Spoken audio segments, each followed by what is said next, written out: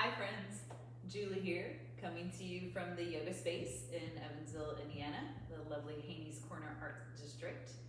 And today we're going to talk about figure four chair pose.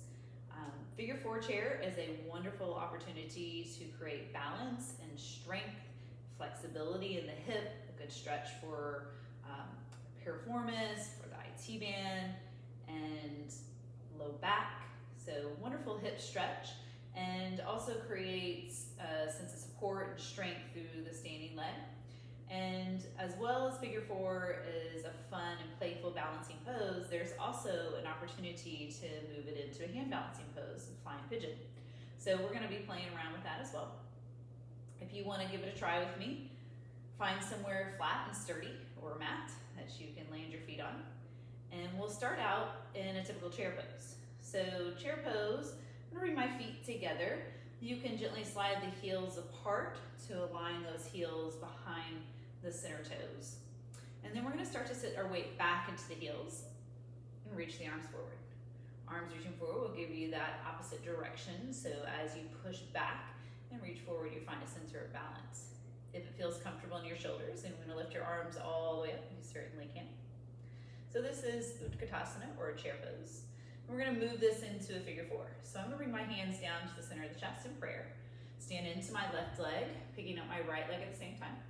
Now opening out at the hip, I'm going to take my right ankle across my left thigh. Right toes are flexed back towards the shin. This activates through the leg to help support the knee.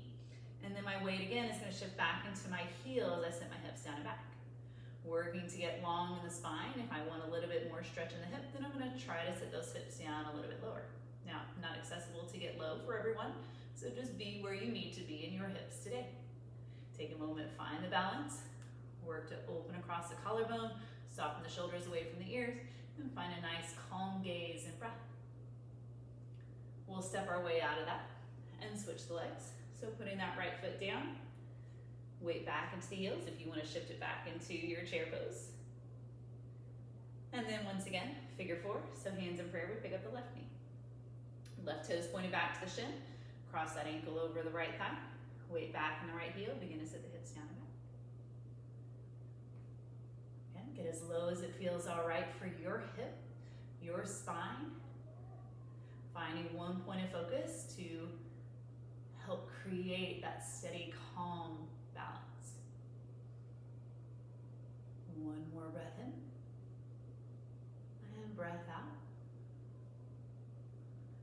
And then we'll release our way out of this. So as I said, figure four can also be moved into a hand balance called flying pigeon. So I'm going to show you the setup for that. Turning sideways now. Again, I'm going to start with my left leg as that foundational leg.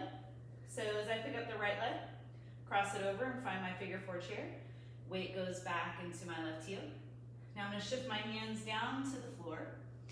I'm going to use my triceps for a shelf of my right shin. I'm going to look forward, lean forward, hooking my right toes against that left tricep. As I look and lean, eventually that back foot might start to elevate. Now, if you feel supported enough, you might be able to extend that left leg out to find that full flying pigeon. This is a playful pose, so give yourself time if you're not used to it. Give yourself time to find that foundation. I'm just going to take a little crossover here. It's a nice way to release to the hips. And then rising back up. All right, I want to show you one more option, and that is to use a block for that flying pigeon pose. So turn it around so you can take it on to the other side. So what I'm going to do is I'm actually going to step on this block. So I'm going to put the block down. This time I'll cross my left ankle over right thigh.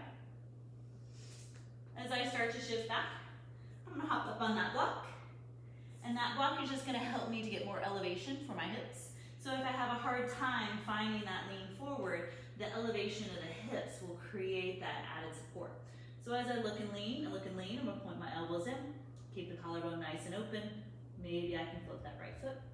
If the hook is firm enough, and I feel solid, maybe I extend the leg out. Slowly bring it back in. Skip the block as you lower down. And then cross the feet. or that soften forward fold. Uncross the legs, rise back up. Maybe take a sweep overhead, stretching out the shoulders, and then allow the arms to rest back at your sides. So Utkatasana, or one leg fierce pose, one leg chair pose, into flying pigeon, also known as Virabhadrasana. I hope you learned something from this. Come and join us here at the studio, and we can walk you through this and many more. Thanks for checking in. Namaste. Cheers.